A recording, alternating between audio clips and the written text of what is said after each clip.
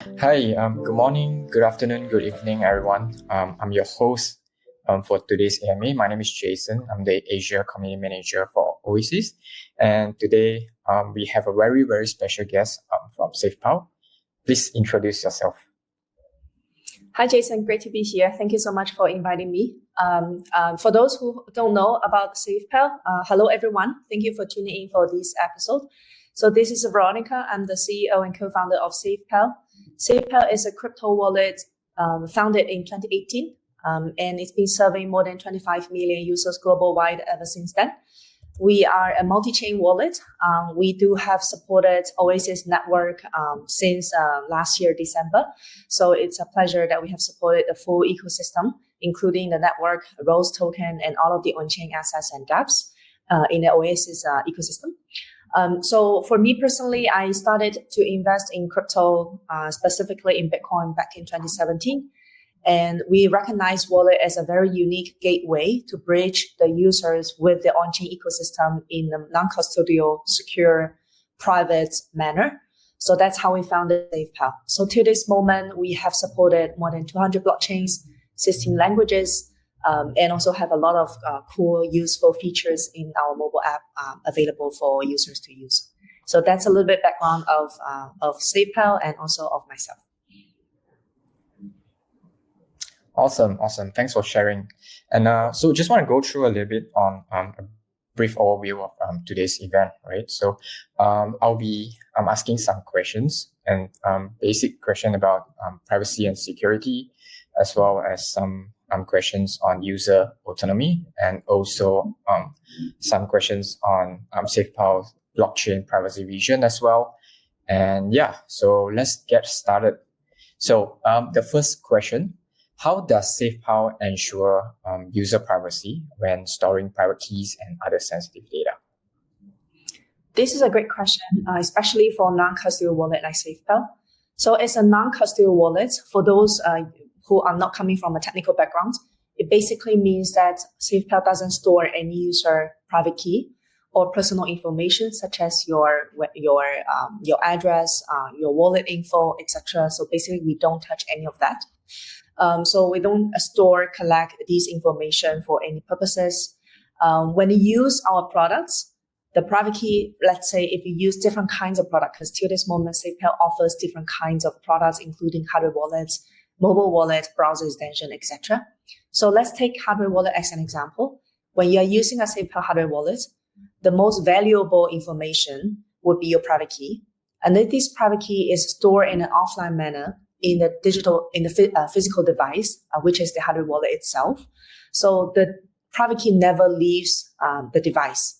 And while you use a mobile wallet, let's say you download the SafePal app and you create a wallet there, it's a software wallet account.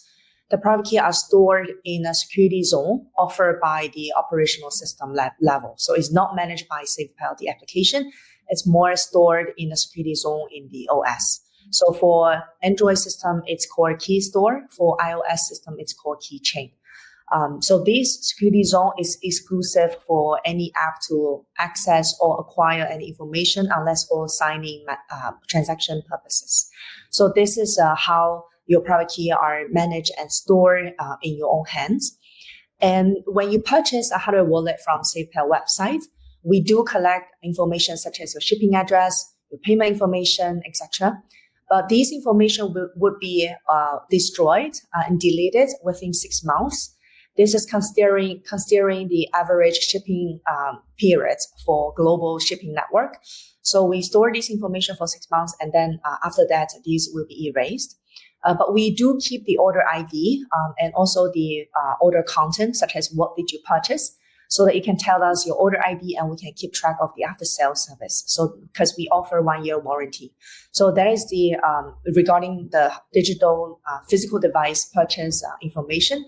So other than that, we don't store any user private information, private key, personal information, etc. We don't do any KYC. So it's a pretty private and secure product to use. Yeah.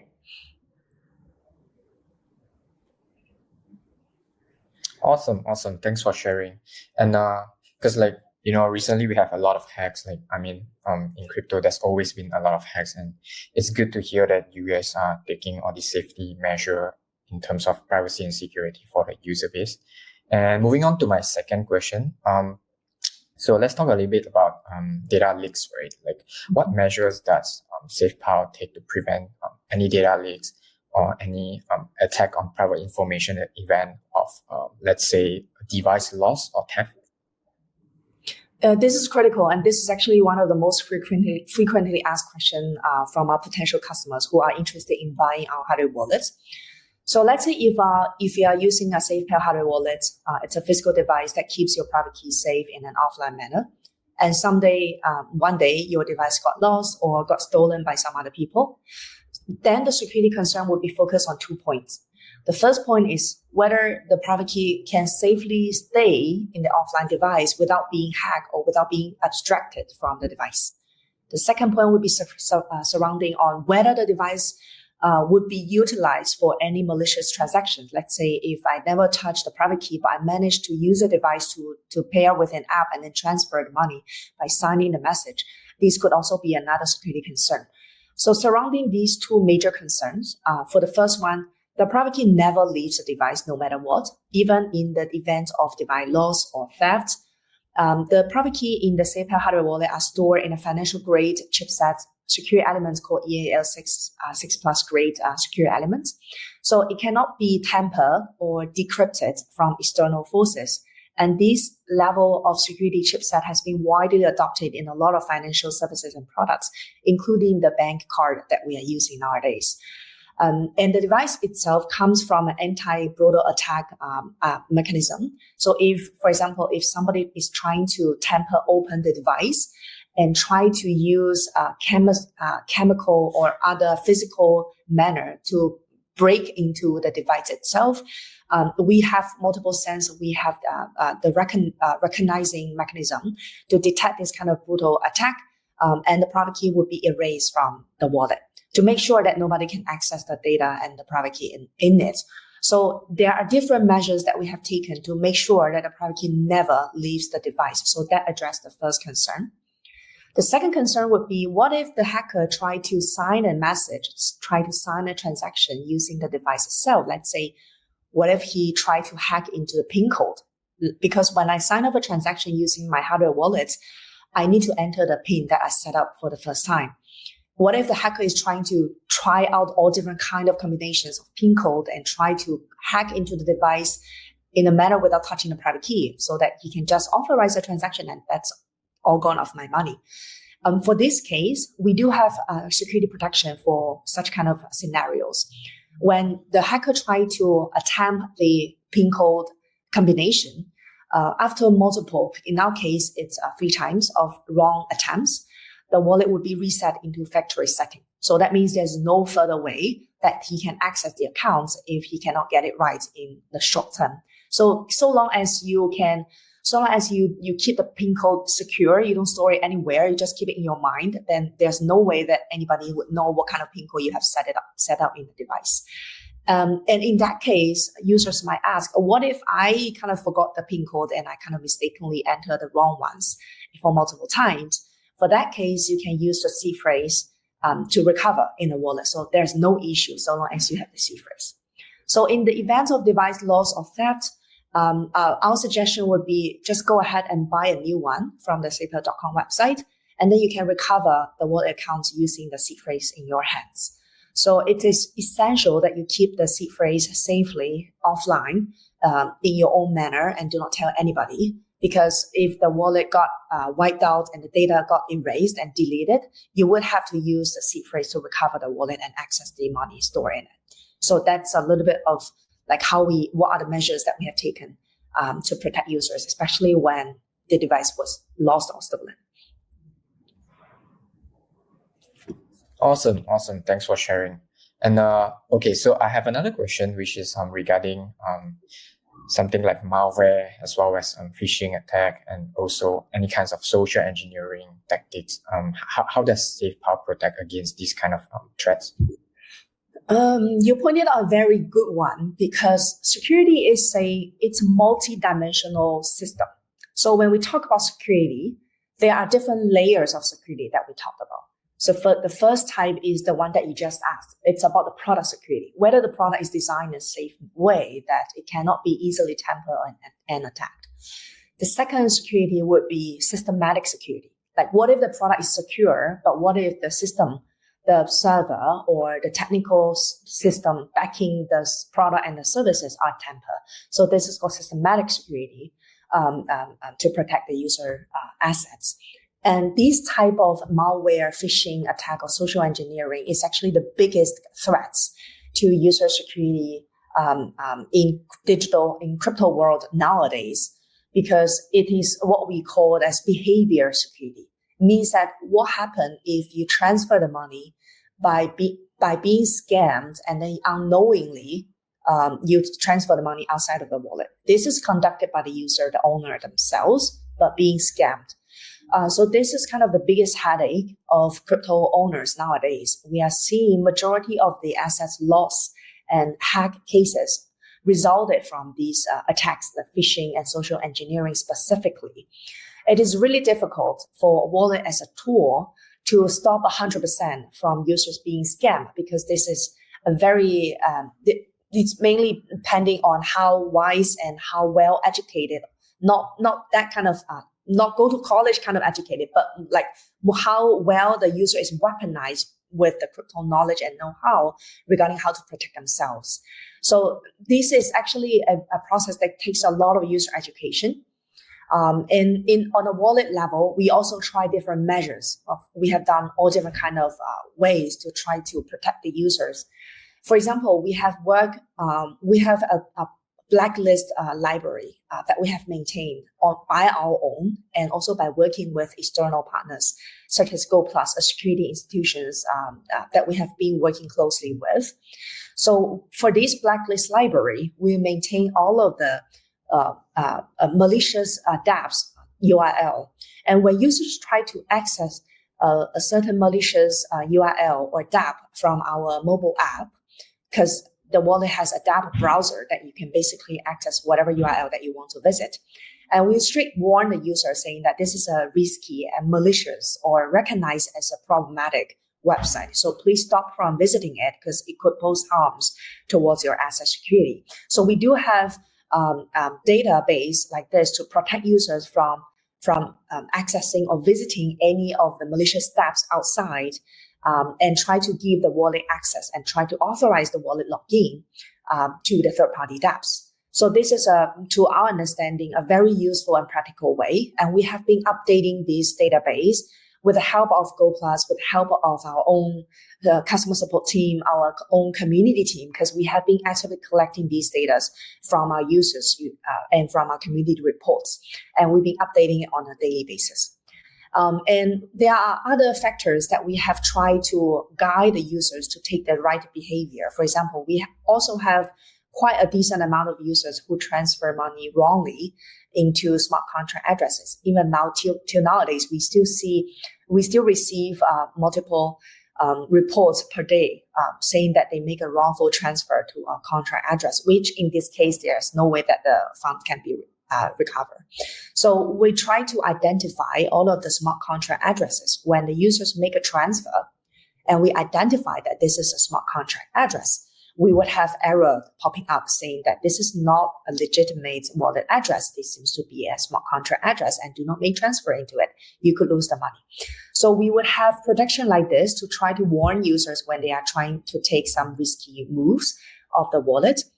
And on top of that, we have a lot of other small details that are trying to protect users. Let's say we filter the wallet. Our wallet supports filtering all of the a small amount of transactions. So there's an attacking scenario where the hackers will try to mimic your wallet address and send a very small amount of funds to your wallet. Let's say if your wallet, the first 4 digits and the last 4 digits of the wallet look exactly like the same with hackers. And hackers can do that. They can generate wallet addresses like that, very similar with yours. And since these are on-chain records, they can easily track the wallet addresses and try to mimic these transactions. They will mimic the transaction using a very small amount of money, probably just like 1 cent or even lower. And then when you make the follow-up transfer, you could easily copy-paste the wrong address and make the transfer. So we have filtered these kind of small amounts, which we identify as risky transactions or identify as malicious transactions from the transaction history, so that there's no way that these kind of attacks can be exposed to innocent users when they are making the transfers. So there are a lot of details like this that we try to protect users when they are making the transfer, when they are making the dApp access, to try to protect the users. But to our understanding, this cannot solve the problem in an extensive way and cannot solve it exhaustively. So user education is also pretty important.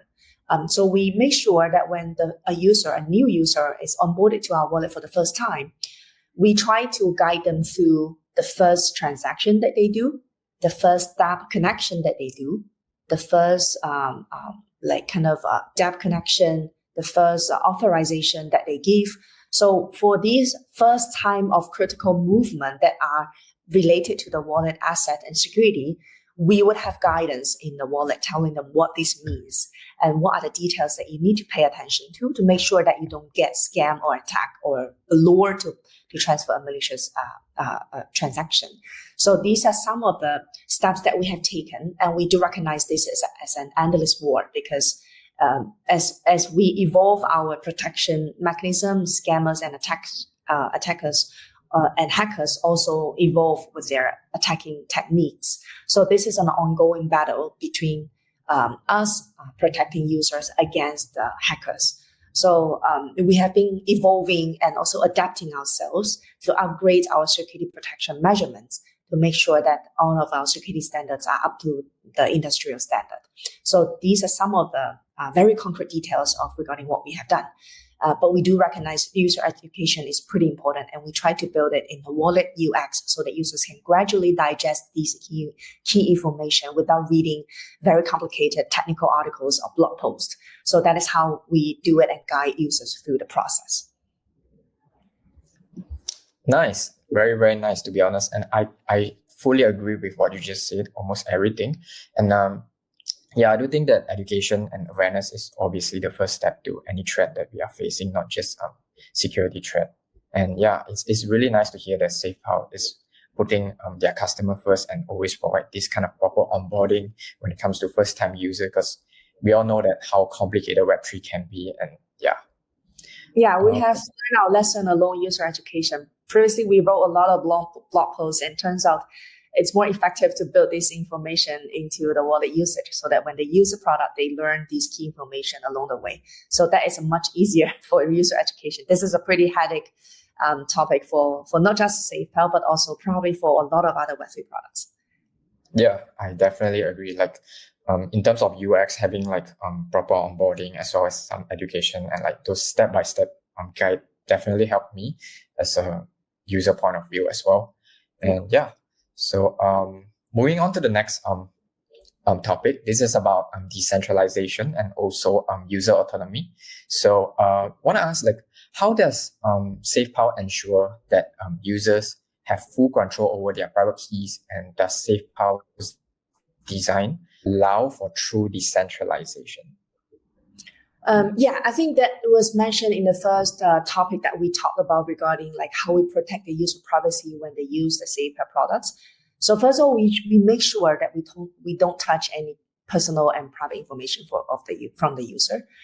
Second, SafePal always maintain the standard of non-custodial wallet. So that means it's a decentralized wallet from day one, and it will always be like that as long as the brand survives and exists in the long-term future.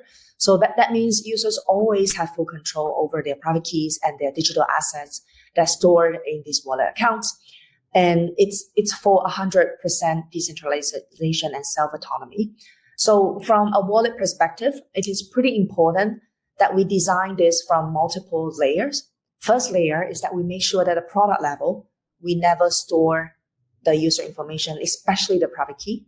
And all the private keys are in users' hands. So that is principle number one. And second is that we don't store, collect, process any useful information or sensitive information when users are using our products. Let's say we don't collect the user wallet address. We don't collect the user kind of on-chain data, even though we know that they are transparent, but on-chain, but we don't collect and store those data. And it is pretty essential that it stays that way when users are using the product. So these are some of the ethos that we have kept and being held as our standards to maintain the 100% decentralization for our users and communities. And this is the commitment of SafePal towards crypto communities and the users who have been trusting us in the last 7+ years for a very transparent, secure, decentralized ecosystem. So it's pretty important for wallet like us as a very basic infrastructure to maintain that standard and to protect the trust from the users as well. So those are some of the principles that we have maintained that finally can deliver the true decentralizations to users and the communities in a general way. Awesome. Thanks for elaborating on that. Also want to ask, does SafePal offers any features that enable users to perform operations like swapping or any cross-chain transaction without sacrificing privacy? This is a good one. Firstly, to be very transparent, SafePal wallet is not a mixer wallet. So technically, on-chain behavior can be tracked. So that means even though I don't know a wallet address, whether it's coming from SafePal or any other wallet competitors, the wallet transaction behavior can be tracked on the blockchain. And for when users use our swap services, the swap and cross-chain services in the SafePal wallet are offered by third-party providers. So that means SafePal is more like an aggregator. We don't straight offer our own self-built swap or cross-chain service or engine. Rather, we try to aggregate the excellence or the top tier or the most advanced provider from the products from the markets to offer as many possibilities as for the users. Because for the product design, SafePal is a chain agnostic wallet. So that means we support multi-chain from day one. We have supported more than 200 chains and still adding. So that means there's not a single provider that can satisfy all of the user demands when they need to transfer money across all different kind of blockchains, especially among the 200 chains that we have already supported.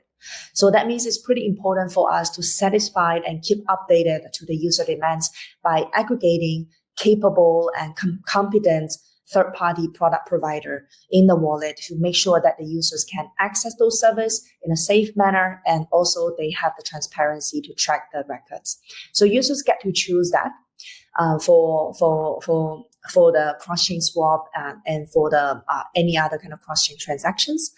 So for this one, there's no kind of personal information linked to the wallet accounts 100%, since we don't ever store or access or collect those information. So that means it's only the private, the wallet address, doing the swap and cross-chain transactions. And these can be recognized, to be honest, can be recognized on Blockchain Explorer. So that is how, right now at the current stage, how we are doing the cross-chain swaps for users. Awesome. So moving on to the next pillar that I want to talk about is vision, right? So I want to ask a little bit on SafePal's blockchain privacy vision. And the question is, what role do you see privacy and security play in the future of blockchain and cryptocurrency adoption? And how does SafePal plan to address these evolving needs? We see private key and security as the bottom line. Like it's basically the core pillars to all of the on-chain value. The $1 trillion value of digital assets now being issued on top of blockchain are supported by the on-tempo, by the security standards, by the anonymous, by the private design of the blockchain technology itself.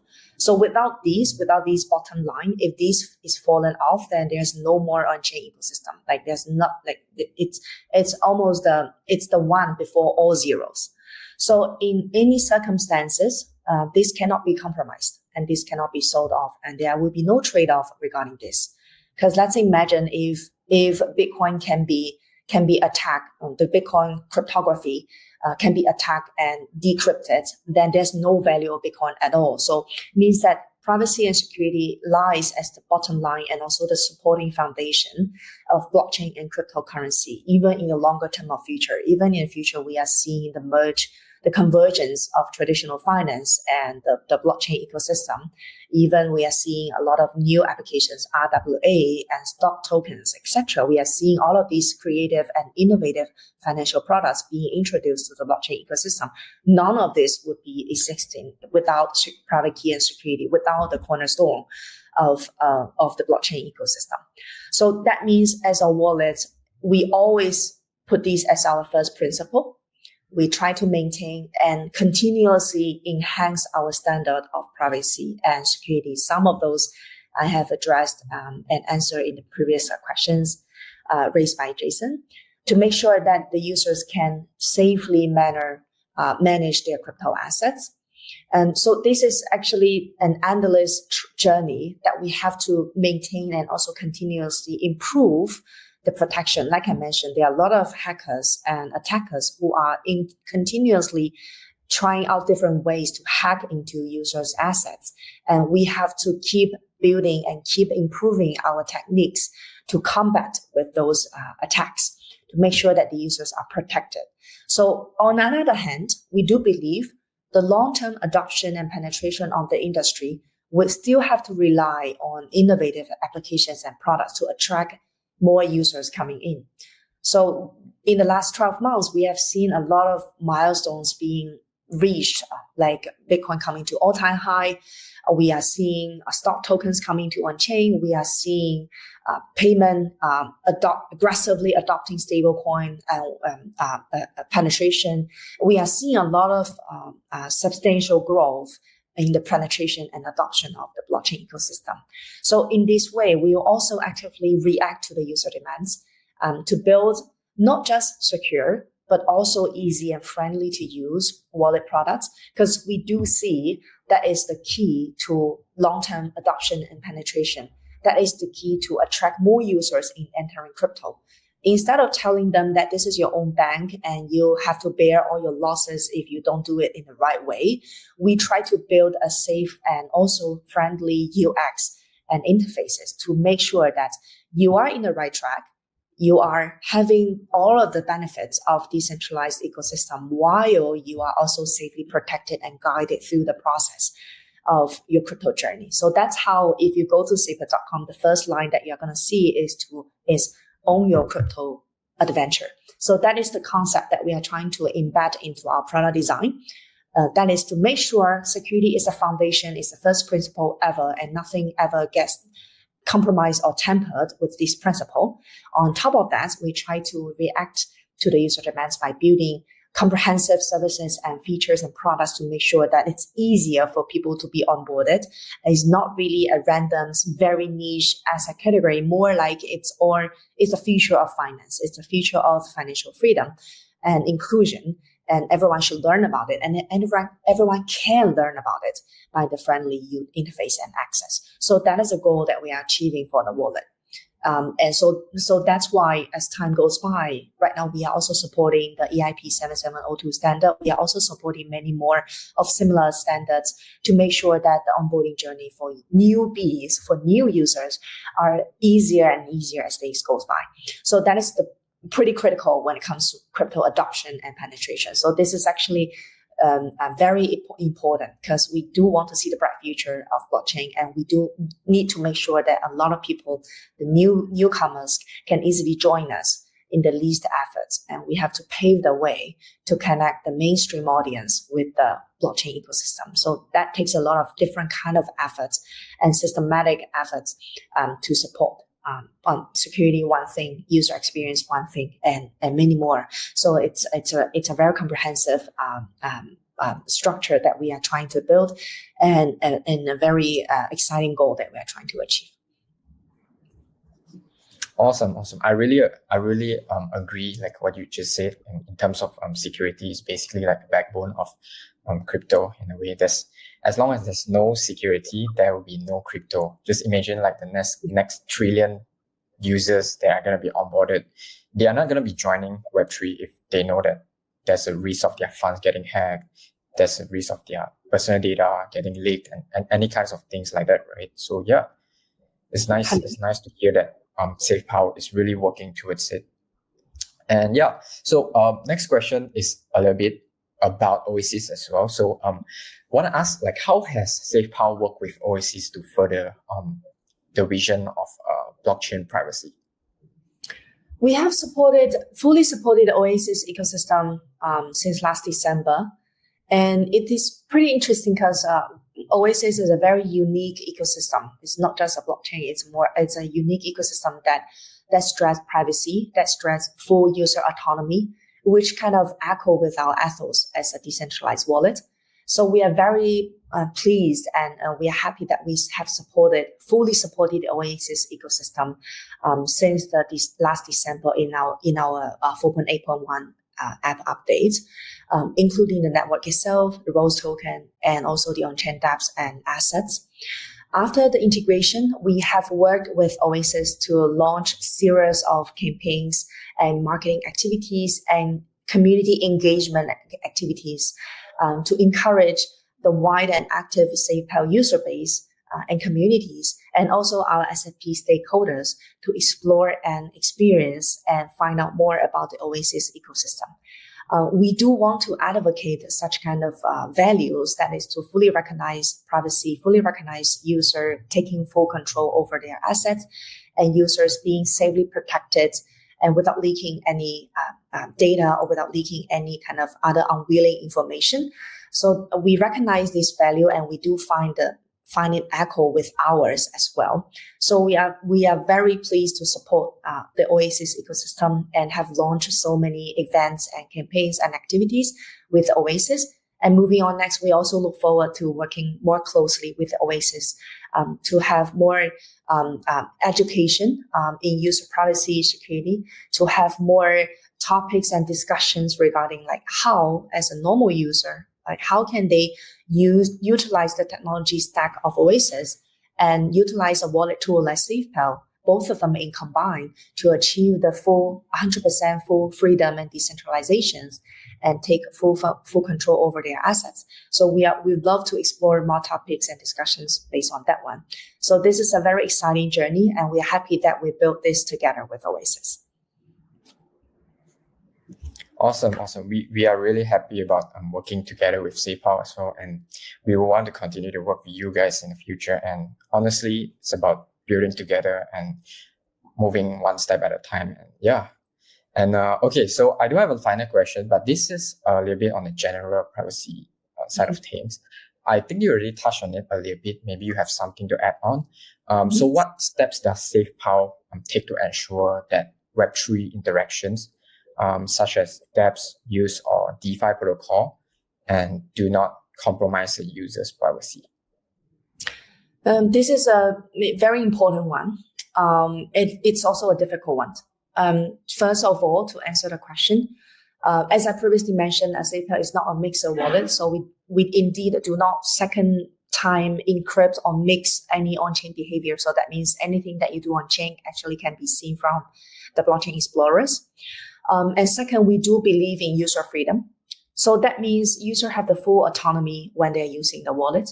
We don't try to make the option. We don't try choices for users. Instead, we believe that every single user is a responsible adult, responsible person to choose whatever he or she consider beneficial to his or her assets. So that means when it comes to third-party dApp use or DeFi protocol usage, SafePal doesn't have a say regarding how these third-party platforms are doing for data security and also information security. So that means when users are using the third-party dApps or protocols, they would have to make their own choice. It means that you have to be responsible for your own behavior. Same like when it comes to internet browsing experience. When you are trying to access a malicious website, you could expose yourself, but you would take the full responsibility for that one. So that is pretty similar with what nowadays we are using the internet of visas. Nowadays we are accessing different URLs and dApps in the blockchain world. So that means users would have to make the judgment make their own identifications and make the most suitable choices by themselves. And from a wallet perspective, we are not lying down and doing nothing. So previously we mentioned that we try to stop users from accessing URLs and dApps that we know are harmful or malicious to the wallets. So we have these databases that are very dynamic and updated from day-to-day basis to make sure that users do not have the access to these dApps. There are no way that the users can access these dApps. And it's very unfortunate that even till nowadays, even after Bitcoin has already hit 120,000, even more, even nowadays we have gone for more than several decades in crypto world, we are still seeing till nowadays a lot of users being hacked or scammed. So this is a very unfortunate situation. And we would do whatever it takes to guide users, to remind users, and to stop users from accessing the malicious dApps. And so that's the reason why right now, even for customer support, we try to only include the customer support in the SafePal.com website and nothing else. And also coming next, we're going to have customer support in our mobile app. So that means you can recognize that this is coming from official support other than a random Telegram or Discord bots that you're talking, which you don't know whether this is a safe manner to engage with the SafePal team. So there are a lot of extensive ways that we try to protect the users from the product security, from the systematic security, from customer support security, and from data protection and what data we should access, what data we should not access, and how we make sure that this data does not store for a long term and we can just use for the scenario base and then after that it's destroyed. And then for user education, behavior security. So it's actually a very comprehensive and extensive network and structure that we are trying to protect users from.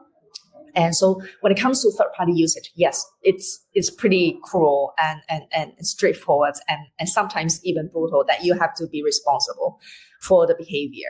It's the same when you are browsing websites, when you're browsing internet products and websites. It's also the same when you're browsing third-party dApps and DeFi protocols in the blockchain ecosystem. It's on the user's behavior, and wallets would take whatever it takes and all of the useful ways to protect the users. But we also want to make sure that the users are aware of the risks when they are trying to access these third parties. So actually, when you are opening up a third-party dApp, there will be a reminder popping up saying that right now you are jumping out of the SafePal wallet.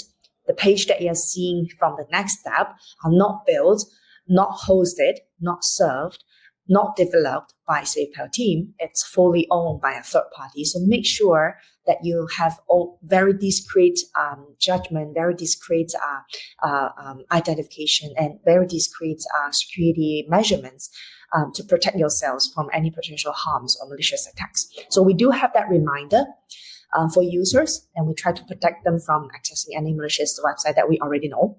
But everything outside of that will be users' behavior.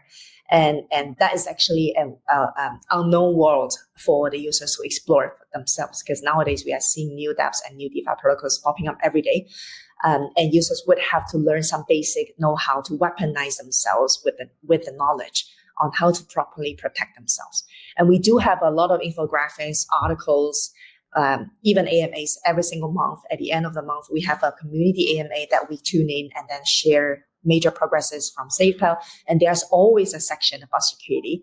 We share about what some new hacking cases that we have seen, how users can protect themselves, what measures that we have taken to combat with this kind of scenario, and what other security updates that we have, etc., etc. So we try to have that kind of educational elements from our social media, from our website, from all of the voice channels that we have with our users to try to guide them through. I think this is a long process, especially as crypto go for mainstream. There will be a lot of new users coming in.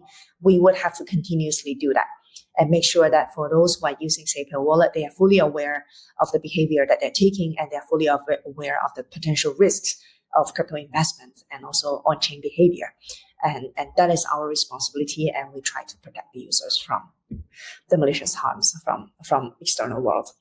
Yeah, to be honest, sometimes it could be very limited because when users step up the wallet, they take the actions in visiting malicious websites and especially nowadays, a lot of scams are very sophisticated. It's even more sophisticated than previously, than 2-3 years ago. It's indeed sometimes very challenging and for wallet builders like us. We need to continuously update our knowledge base to combat with those scenarios. Yeah, I do agree as well. As a Web3 native, I constantly get like all kinds of phishing emails and all kinds of hacks and all kinds of hackers trying to bait us every single week. Trust me, like my Telegram, my email is all flooded with all this. And I do really appreciate that you guys SafePal is really doing the heavy lifting, trying to babysit the new users and basically providing 0 to 100 onboarding process, and really bringing in the next on-chain user. It is difficult even for sophisticated users like us, like builders in the space. Like nowadays, we are also seeing fake Google's DocuSign emails sent to these founders. Like I received one, not multiple, but almost got lured to make I received a fake DocuSign email, looks exactly the same like a normal DocuSign. Luckily, back then, at that timing, I don't really have a contract to sign, so that kind of got me alerted. But when I click into it, it asks for the Google login, and the website, the fake website, looks exactly the same, like almost to a pixel level. If you don't look at the URL, and it's so 100% identical that it's really difficult to recognize for a normal user if you don't look at the URL, the website link. And if I ever give that account information and the password, I will lose my Google account access and lose all of the information linked to that one. So this is really critical and very sophisticated social engineering attack. And even founders like us, sometimes we kind of fall into these kind of traps, right? Not to mention for normal people, this is almost like mission impossible. So I totally understand how scary it could be when a user came to us asking, like, what happened? My wallet got drained. It's really devastating to hear that. And this is actually blocking a lot of users away. Like it's really scaring people away. So we try to make it easier and more understandable, reasonable to explain to the users what happened, and try to make sure that there are baby steps taken. Whenever they take a critical step, like make a transfer, make a wallet authorization, we try to make sure that all of these security steps would have to be reminded, gradually tutored and guided along the way. So this is kind of a very struggling moment. 100% not just for us, also same for all other wallet builders and application builders as well. It's kind of really struggling. Yeah, I can also imagine, like, even for us, like we are Web3 native, and we are also like super scared as well. Like you said, right, the DocuSign thing, like I got it as well. I feel like everyone that's in the industry, you at least get it once, and then so for me, I think for you as well, I think at this point we are just so used to it. Like we have the typical SOP of like every time you get an email, double check the URL and like we also have an internal SOP that is we actively report those to Google. Like whatever fake or phishing website that we recognize, either for SafePal or either mimicking other DeFi protocol, so long as we recognize that this is a fake one, we straight report it, and we ask every single team member to help to report it so that the credit and the votes can increase. And we straight report it to the Google. There's a Google phishing website report page hosted by Google, and we try to report that. And that actually works, because as time goes by, we report that website indeed being taken down. The problem is new fake websites keep increasing and coming back. So this is like, no, it's never coming to an end. It has to be there. It's like an endless combat. Yeah, I do agree. And so just want to say a huge thank you for Veronica for joining us here today, as well as SafePal for always building with us, and also trying to onboard the next trillion user into Web3. And you guys are doing amazing work. Thank you. And also huge shout out to our community for tuning in. And before we wrap this up, Veronica, do you have any things that you want to share? Maybe any promotions, and how can we find SafePal, or is there anything that you want to share? Yeah, I just have one call out. The official website, SafePal.com, just this one, nothing else. Don't double check whether you are reading the right one, and don't believe any other things. Second, we don't have customer support on Telegram, or we don't have customer support on Discord neither. We only have email from the website, and we're introducing that to our mobile app as well, so that you know that it's coming from the mobile app and you can contact us. So we are trying to do it from these two official channels. So make sure that you visit the right website to make sure you talk to the right agent. Yeah, so that's my final shout out. So this is pretty important. All right, awesome. Thank you so much, everyone, Thank you, for tuning Jason. in, and shout out Thank you. again to Veronica for tuning in. All right, see you guys. See Bye you. bye.